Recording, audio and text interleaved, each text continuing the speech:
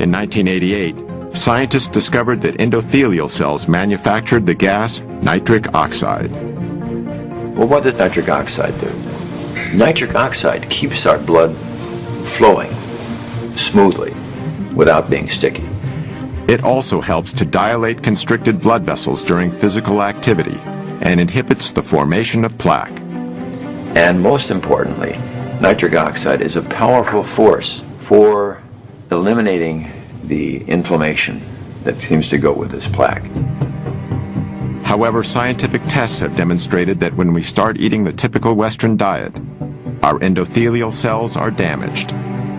When you're getting to be in your 40s and 50s and 60s and you've been slaughtering your endothelial cells, you don't have those 6 or 8 tennis courts. You may be down to 1.5 or 2, and they can't protect you. Yet according to Dr. Esselstyn, when we begin eating a whole foods plant-based diet, the damage to our endothelial cells not only stops, it starts to reverse.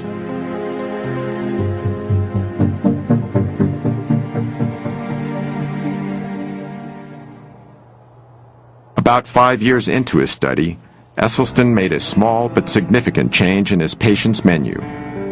It started in 1990 when he read the glowing review of Dr. Campbell's China study in the New York Times. Dr. Esselstyn saw that and invited me to come to a conference he was organizing in Arizona. These two revolutionaries, who up until then had been on similar but separate paths, finally met face to face. On the one hand, I'm coming from the scientific route, getting some ideas. He's coming from the clinical route and doing some dramatic research. Here's the science, here's the clinical evidence. Put the two together is amazing. When he learned of Campbell's research, Esselstyn removed dairy products from his patient's diet. The results of his ongoing study continued to be impressive, and in 1995 he published a paper detailing them in a noted scientific journal. Yet one of Esselstyn's most remarkable success stories involved a colleague of his at the Cleveland Clinic, Dr. Joseph Crow. Actually, I was active, healthy, very busy, mid-40s, absolutely no risk factors at all for any heart problem. But Dr. Crow, even with what was considered to be a healthy cholesterol level, was actually ravaged by heart disease. This angiogram, taken after his first nearly fatal heart attack in 1996, shows how badly damaged one of his coronary arteries was. This angiogram was done after less than 3 years of entirely dietary treatment.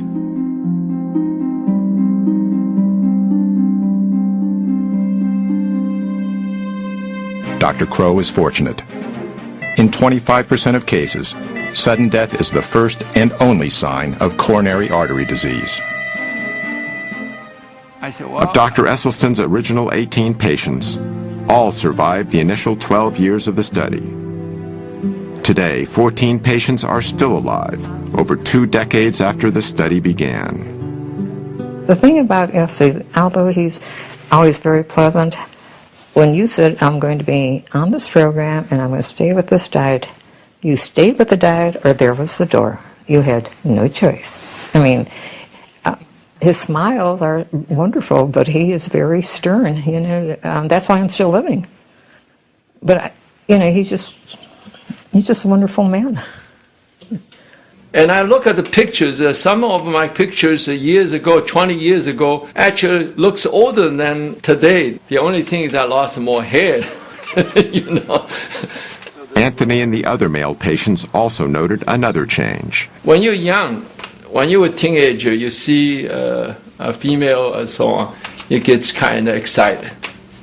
And the first reaction physically, you know, it gets attention, you know. Raise the flag, I call it. This happened to us. All the other Dr. Esselstyn's, I call them all the guinea pigs. The flag still rises. Talking to your doctor about ED may be the last thing you want to do, but it's definitely a conversation worth having. I'm a practicing urologist and have been so for the last 25 years. And erectile dysfunction is actually the first clinical indicator of generalized cardiovascular disease. It's the canary in the coal mine. It's the thing that lets you know that you have some significant endothelial and vascular disease much earlier than will a heart attack or something like that. We have to stop thinking of the body like it's compartmentalized. It really isn't. The blood goes everywhere in the body. And so if you have vascular disease anywhere, you have it everywhere. Despite the apparent success of the dietary approach, some critics say eating this way is extreme. Now, with the Western diet, this guarantees there are going to be, what, 500,000 people in this country this year who will have to have the front half of their body divided, their heart exposed, then veins will be taken from their leg and sewed on their heart. Some people would call that extreme. Dr. Esselstyn has now successfully treated over 250 patients with heart disease, using almost exclusively a whole foods, plant-based diet. Heart disease, as far as I'm concerned, is an absolutely toothless paper tiger that need never ever exist. And if it does exist, it need never ever progress.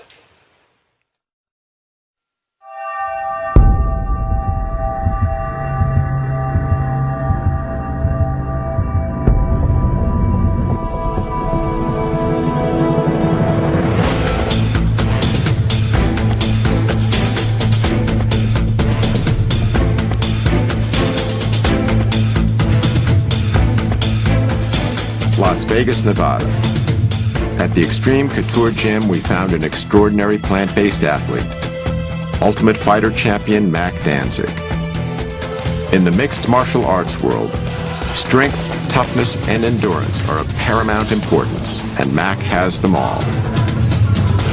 I had cut dairy out of my diet when I was about 18 years old because I had a ear, nose, and throat allergy to dairy, and I was getting a lot of ear infections and things like that. So when I cut that out, really the only thing that was separating me from having a vegan diet was chicken and fish. So I was just eating that for years, and I was eating it because I thought that I needed to, because everyone tells you, if you're an athlete, you need, at least chicken and fish in your diet for protein. Something that's just one of the myths that's been perpetuated for a while.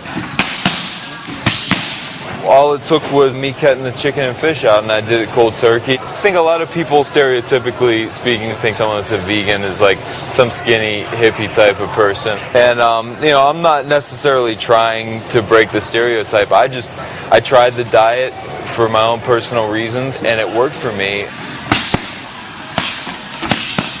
I feel like I have more energy now that I don't eat the meat products, and I also feel like I recover better in between my workouts. I'm not trying to be part of some exclusive club or anything like that. I'm just doing my thing, and don't plan on eating meat or dairy or anything like that for the rest of my life. This guide is called the Type A Planning Guide. Now, it includes foods that are found in the basic 4 food groups, because we are concerned about the total daily needs, and this is a part of it. We must serve 1/2 pint of fresh fluid milk to provide calcium, riboflavin, and the other nutrients that are needed for our children. For decades, the dairy industry and U.S. government have been saying that milk is good for our bones. While all whole foods contain calcium, an essential nutrient for bone health, it is argued that we need the higher amounts found in dairy. Children and aging women in particular have been singled out to drink more and more and more milk. What do you think the most important nutrient we get from dairy products is, like milk? Calcium. Calcium. Calcium? Calcium. Calcium. Calcium. Or calcium. Calcium. The science in terms of dairy's role in healthy bones is pretty strong. And in fact, the National Osteoporosis Foundation, of course, utilizes that science in their recommendations. Osteoporosis is a degenerative bone disease, which has been widely linked to a lack of calcium. If this is true, nations with a high intake of dairy products, which are a major source of calcium in a westernized diet, should have low levels of osteoporosis. But according to a study done by a distinguished Harvard researcher, Nations with high levels of calcium intake tend to have high levels of hip fractures, which is a key indicator for osteoporosis. And so, in fact, the higher the dairy consumption, the higher the rate of osteoporosis. Exactly the opposite of what the dairy industry has been telling us for so long. One of the primary mechanisms for that is that animal protein tends to create an acid-like condition in the body called metabolic acidosis. To combat this condition, the body draws upon its most readily available acid buffer, namely calcium in our bones. As the calcium is extracted to neutralize the excess acid, our bones are weakened. In defending the health benefits of milk, many national health organizations now recommend that we consume low-fat dairy products. It can be milk, it can be yogurt, it can be cheese, it can be anything made from milk. But again, the important message, it's a message that comes from the American Dietetic Association, the National Osteoporosis Foundation, cancer, heart. We're all in the same page. It needs to be low fat or fat-free. So as the fat is taken out, the protein becomes a larger proportion of the total. So they become higher in protein, lower in fat. And when we compare these high protein, low fat milk products, for example, with prostate cancer, the relationship is as strong as it is for cigarette smoking and lung cancer. Most of these animals here are what we call heifers. They're the young females, not yet cows. So they haven't had their first calf yet. They haven't had their first calf. So they have to have their first calf before they can Once lactate. they come into lactation, they almost keep them, these days, they keep them pregnant continuously Exactly. for 3 or 4 years. Why are they eating grass now? Well, this is the last time in their lifetime they're going to see grass. After that, they're in the barn, they're standing there for the rest of their life. When I was young, we defended our product, promoted our product, because it was nature's most perfect food. And so I believe that. But it took on a slightly different twist as time passed. I mean, it's the most perfect food for cats. And trying to switch the milk of one species to another species doesn't make a lot of sense. Only 2 months into her treatment, Sandera was experiencing dramatic effects on her type 2 diabetes and hypertension. Since I've been on a plant-based diet, blood pressure's been wonderful. My blood sugars are in the 80s. It shocks me, 70s. And so I was alarmed when it was 60. I'm like, isn't that bad? It's 60, you know. And I talked to the diabetes educator, which is wonderful. She's like, no, that's a normal blood sugar. Your pancreas is working. It's reversing. Ironically, Sandera works at an outpatient facility for diabetics. Yet the treatment that was achieving success with her diabetes came from outside the established medical system. The positive results went far beyond Sandera's chronic diseases. Mentally, not having the sluggishness, the fear of the disease progressing, because I feel I'm in control and I have power of taking it back the right way now. So mentally, I feel great. I'm eating the things I should eat. And the one thing that is true that Ann said to me, you really start tasting the real taste of what you're eating. Because I eat a peach and you think, I was in heaven with my white peaches. I get to eat. And it feels good to be able to eat, bringing the sugar down, you losing the weight, your whole everything changes.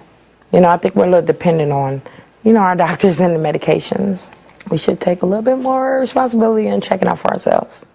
And speaking of doctors and medications, how does Sandera's regular physician feel about her new lifestyle? When I recently approached her about my blood sugars being so great, my question was, should I not take my medication? And she said, no, you still take your medications. And she said, what is that doctor trying to do? Take you off your medications? And I'm looking like, yeah, I'm hoping that's the goal. So there's still people we have to make believers. Yeah. Sally and Jim eat their breakfast at about 7 o'clock. It's a good breakfast of good foundation foods. Today they're having milk, cereal, poached eggs, and sliced oranges. They are starting the day right. The key agency that sets nutritional guidelines for Americans is the United States Department of Agriculture. The USDA helps determine what foods are served to everyone from our soldiers in the field to our kids in their school cafeterias. These guidelines are also taught in our schools, influencing what our children will eat for the rest of their lives.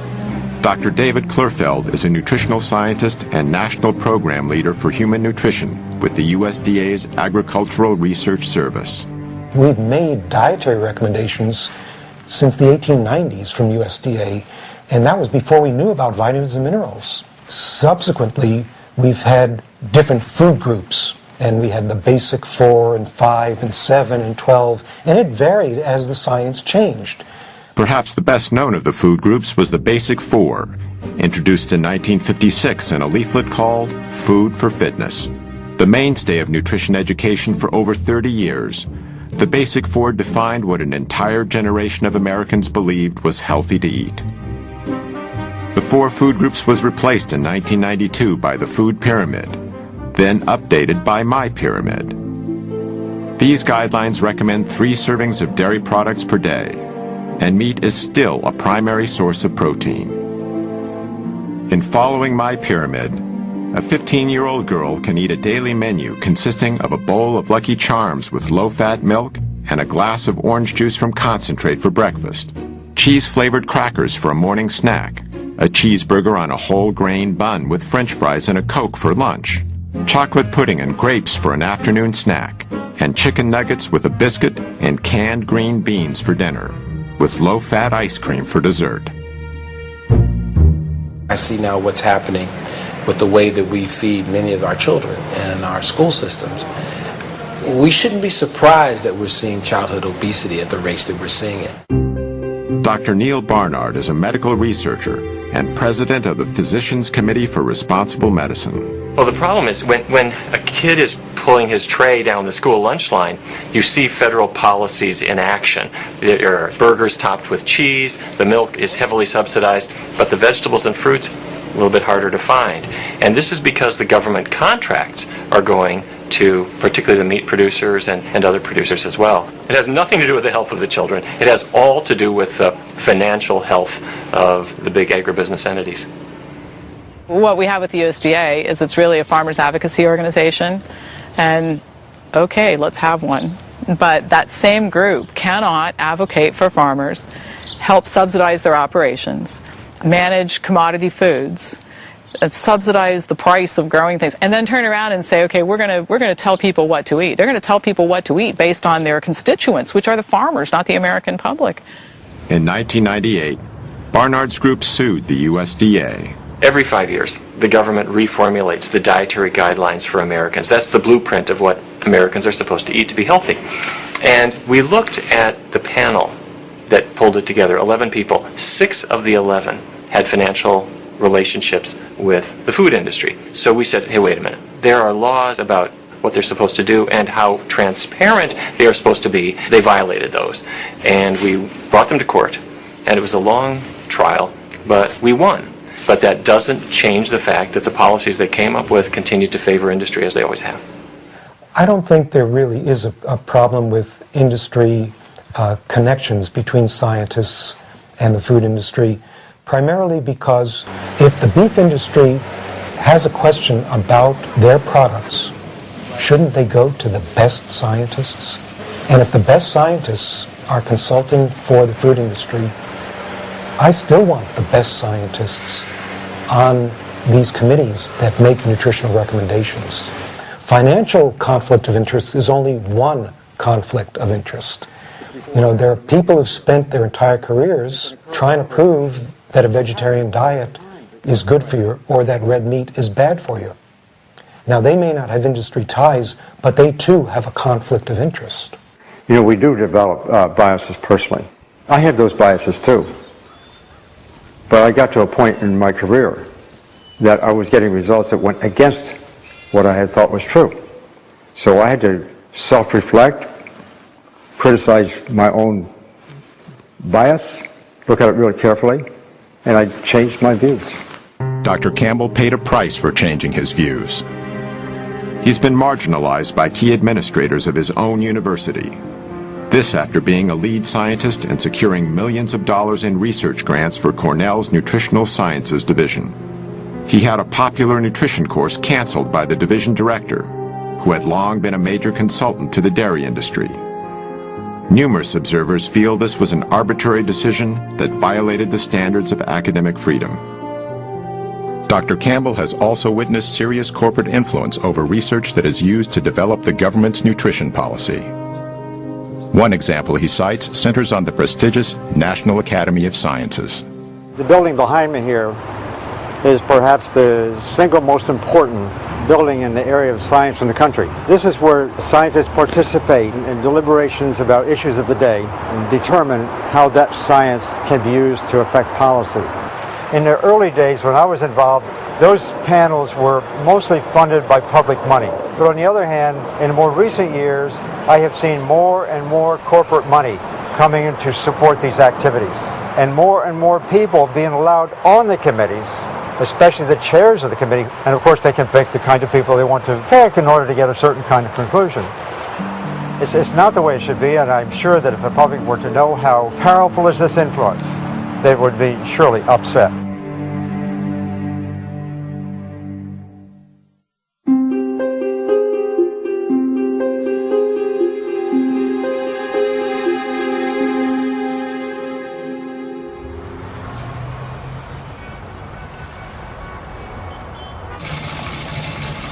I had been a runner for 14 years, in fact, a marathoner. 47 years old, at the top of my game. In 1982, Ruth Heydrich's running career came to a sudden stop when she was diagnosed with breast cancer. After a mastectomy, her doctors recommended chemotherapy and radiation to treat the cancer that had by then spread to her lungs and bones. Ruth decided to visit Dr. John McDougall instead. And I said, Ruth, I've spent my residency collecting information on diet and breast cancer, and it's all in these files right here. Sit in my office and read through it and see what you think.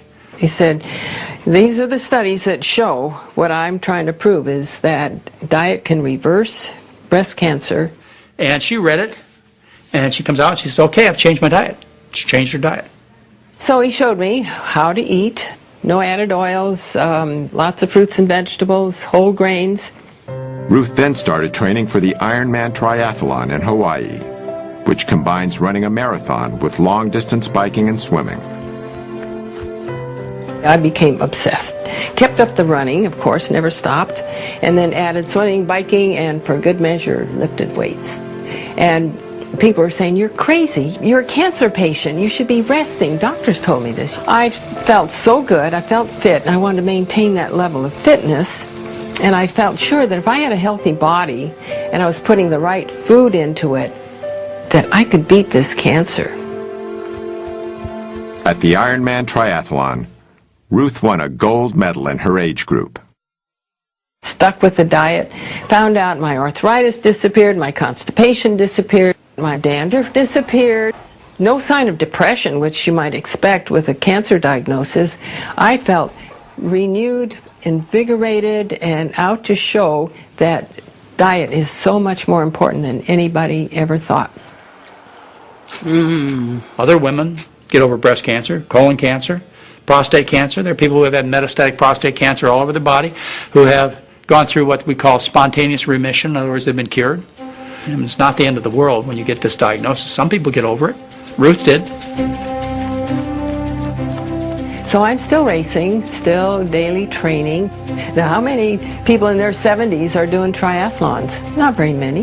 So that gives hope for all of us as we age, that not only will you stay healthy and beat the degenerative diseases that most people get, but you can start collecting medals.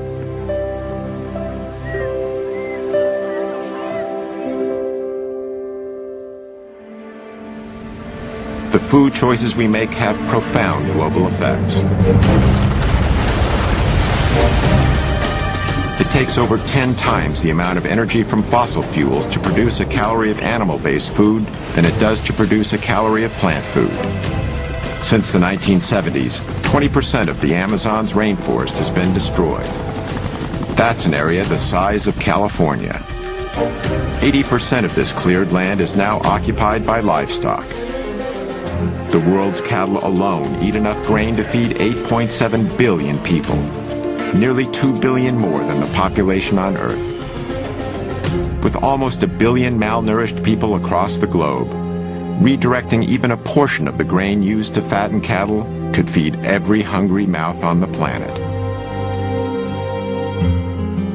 For Gene Bauer, factors like these, combined with a deep respect for animals, helped convince him to adopt a plant-based diet. Mr. Bauer is president and co-founder of Farm Sanctuary near Watkins Glen, New York. It provides a safe haven for animals that have been abandoned or abused. I grew up eating animals, like most people in our country, but once I started considering my food choices, I recognized that I didn't really want to eat animals. And the more I learned, the more I saw that I was healthier if I didn't eat animals, and that I had a much lighter footprint on our planet. The livestock industry is a greater contributor to global warming than the entire transportation industry, according to the United Nations. So by eating meat, milk, and eggs the way we are, we're harming our own health. We're slaughtering 10 billion innocent animals every year in the U.S., and we're destroying the planet. Statistics compiled from the United Nations and the World Health Organization demonstrate the profound global effect that diet has on health. These are the estimated amounts of animal foods produced in 9 countries, a figure that's closely related to animal food consumption. These are the numbers of deaths due to heart disease and cancer in the same countries. In the United States, the very same diseases continue to have a grave impact.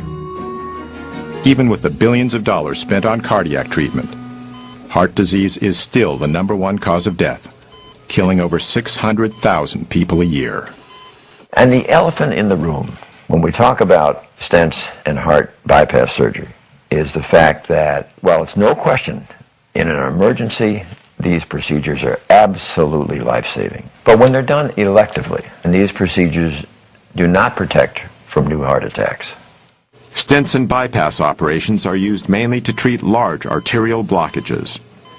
Yet according to many research studies, only a small percentage of heart attacks are caused by the largest buildups of plaque. The rest are caused by the more numerous, newer blockages that are far more inflamed and much more likely to rupture than the larger, older, more stable plaques. And so this is why those procedures don't treat the disease. They are treating symptoms. Dr. Esselstyn has been eating the same foods that he has recommended to his patients for over 25 years. One of his sons, Rip Esselstyn, used a plant-based diet to fuel a successful 10-year career as a professional triathlete. When Rip turned 34, he was ready for a career change and trained to become a firefighter.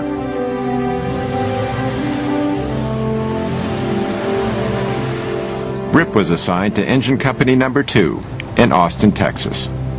We're incredibly competitive here at the fire station, and we love making bets. So we were out on the porch one night, and we kind of made this little bar bet to see who had the lowest cholesterol level.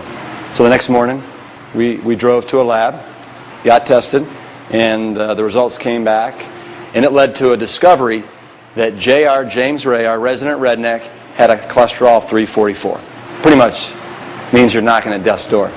And so what we did in an act of solidarity is the next day we went about eating a plant-strong diet to basically save his life and save his arteries. The men agreed to change their firehouse diet.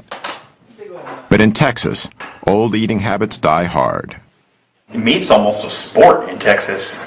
I have several good friends that they're barbecue teams. That's what they do. That's their sport on the weekends. Texans are serious about Texas, the barbecue. Kansas.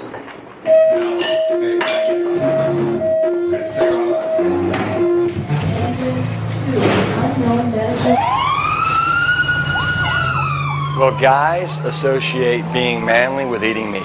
And if you're a firefighter, it's exponentially so. Last year, for example, there were 133 firefighter fatalities in the United States. 52% were from heart disease. The #1 killer of in the line of duty deaths for firefighters is heart disease. After just 3 weeks on his new diet, JR tested his blood cholesterol and it dropped 148 points, a decrease of 43%.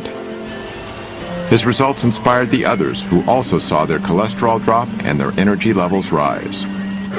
As firemen, they were not only helping themselves, they were in better shape to assist others. One of the things about being a firefighter is you don't have any idea what your next call could be. We may have a high-rise alarm where we have to go up 20 flights of stairs with air packs on, with all of our bunker gear on, with a high-rise pack on our backs. Anybody can go down the pole, but not everybody can go up, especially without their legs. And right there you're talking about an additional 75 to 100 pounds that you have to carry up 20 flights of stairs. You have to have an amazing aerobic capacity and strength in order to do that. Real men eat plants. Real men eat plants.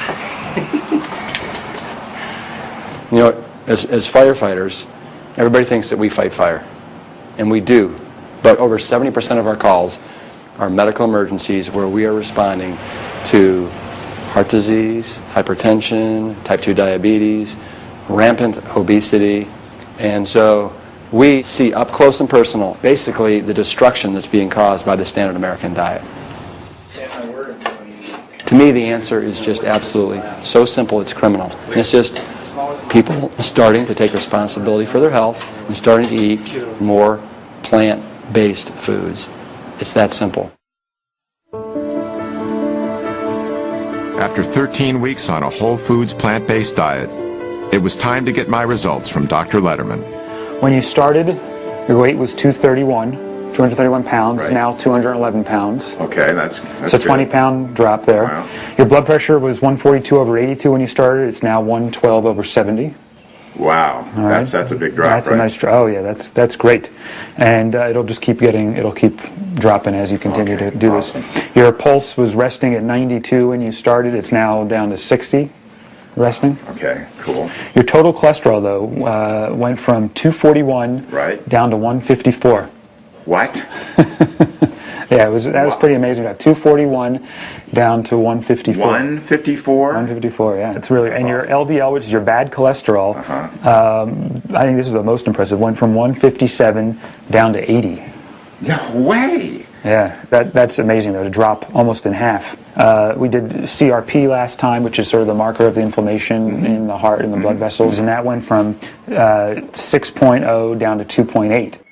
Without using any medications, I significantly reduced my chances of getting a heart attack and many other diseases.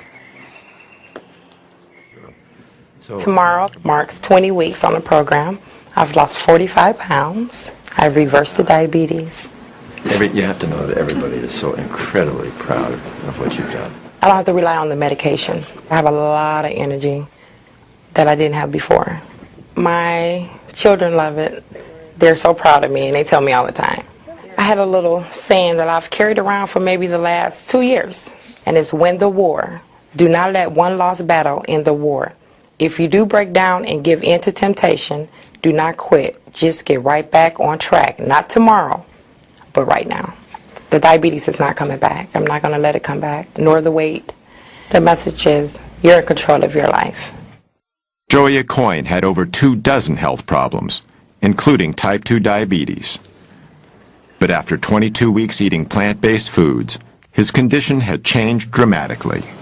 Hey, how you doing? Back again. And you're getting healthier. Your weight is down 28 pounds. You feel better than you have. 26 out of 27 complaints are gone completely. Your marker of inflammation in the vessels is down to that of a normal person.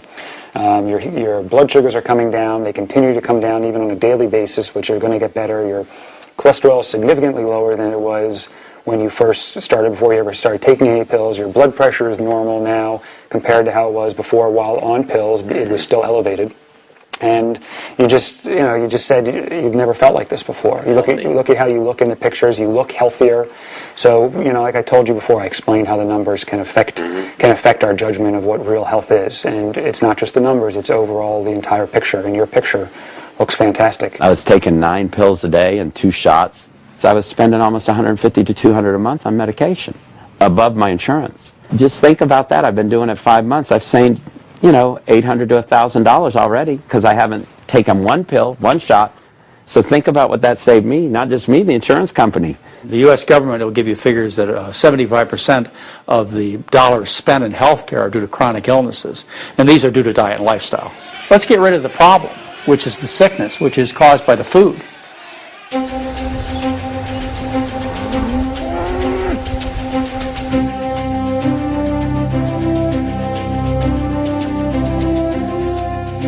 Now well into their 70s, Doctors Campbell and Esselstyn are both vital and active.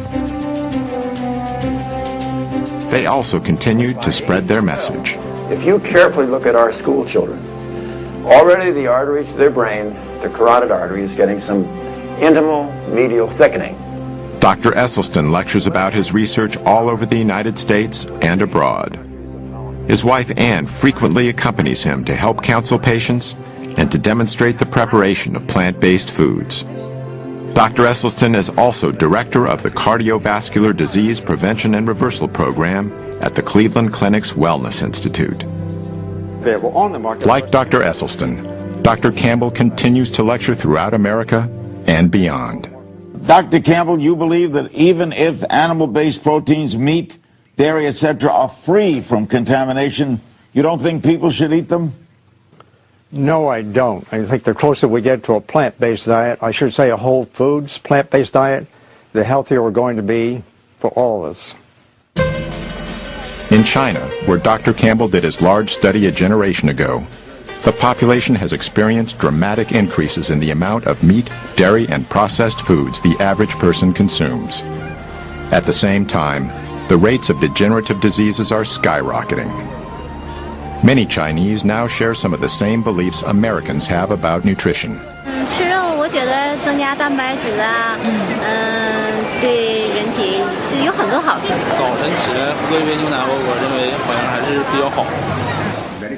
Dr. Campbell's message is resonating with growing numbers of concerned people around the world. Oh, thank you, thank you, thank you. Thanks to the efforts of both these pioneers and their colleagues, thousands of people are realizing that profound improvements in health and quality of life are within reach. You have two choices. You can eat yourself into poor health and early death, or you can eat yourself into good health and a long, healthy life. And that road is on a plant-centered dietary pattern. You know, I know of nothing else in medicine that can come close to what a plant-based diet can do. I can say this with a great deal of confidence, that our national authorities are simply excluding this concept of nutrition from the debate and the discussion in order to protect the status quo. In theory, if everyone were to adopt this, I really believe we could cut healthcare costs by 70 to 80%. That's amazing. And it all comes from understanding nutrition, applying nutrition, and just watching the results.